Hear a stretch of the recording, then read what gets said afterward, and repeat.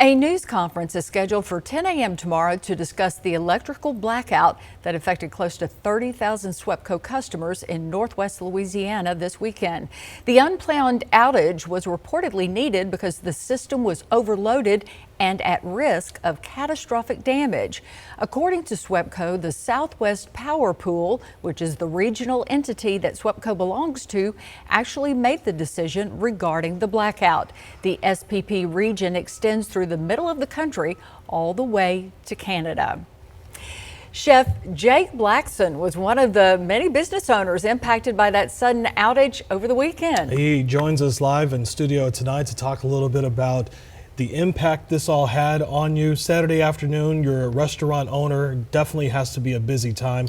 Take us through just kind of what was going on at the time the lights go out. You know, I think a lot of our frustration was we were getting ready for dinner service. We had everything lined up, ready to go.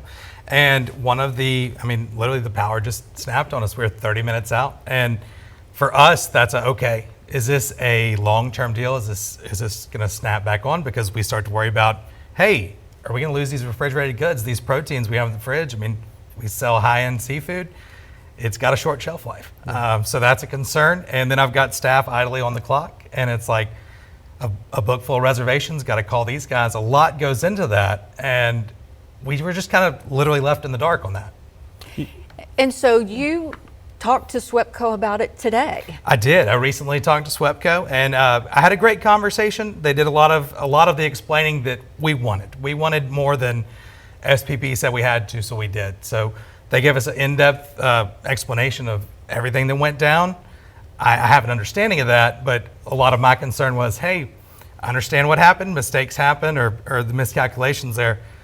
What about us? Because if I send out a dish and someone doesn't like it, why replace it? And so, my next big question is, how can we make it right? I know they can't go back in time and fix that, but I think there's got to be something to show that, hey, we understand it caused some issues for you, and we want to make it right as much as we can. Can you say how much money, or what? Can you put a dollar amount on the impact that you suffered from Saturday night? I can't put it on for exactly. What I can tell you is I was part of hundreds of businesses that did, and I know that impact, it's in the hundreds of thousands, if not millions, of revenue that just didn't happen for all of us. So were you told specifically anything that they're going to do differently if this scenario happens again?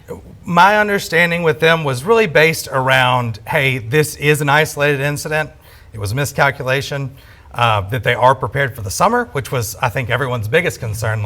How is this going to happen in the summer? They have another transmission line that'll come on soon. But really for us, I understand that this was an emergency, but we need as much lead time as possible. We need these estimated recovery times because, again, I had staff sitting on the clock waiting to find out. We didn't know, and I didn't know if I needed to keep them to help me move stuff out onto ice out of the refrigerator. I mean, there's a lot that goes into that and a lot of sunk costs that it's not just lost revenue, but it's what we came out of pocket for towards staffing, towards the rent that we aren't going to get back for that day and those types of things. You wrote a pretty detailed, lengthy Facebook post kind of expressing your frustration with how this all went down. Sure. Why did you decide to do that?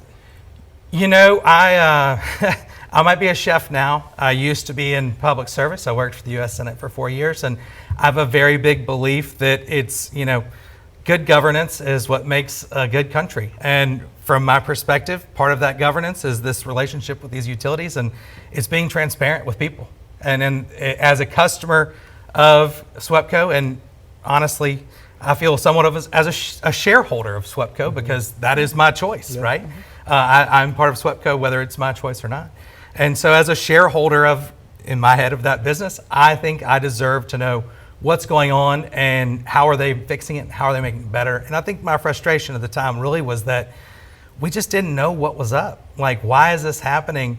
And all I have to show for it is a hurt bank account, not a explanation of how I got there. Yeah. I think a lot of people definitely shared your frustration over the weekend indeed.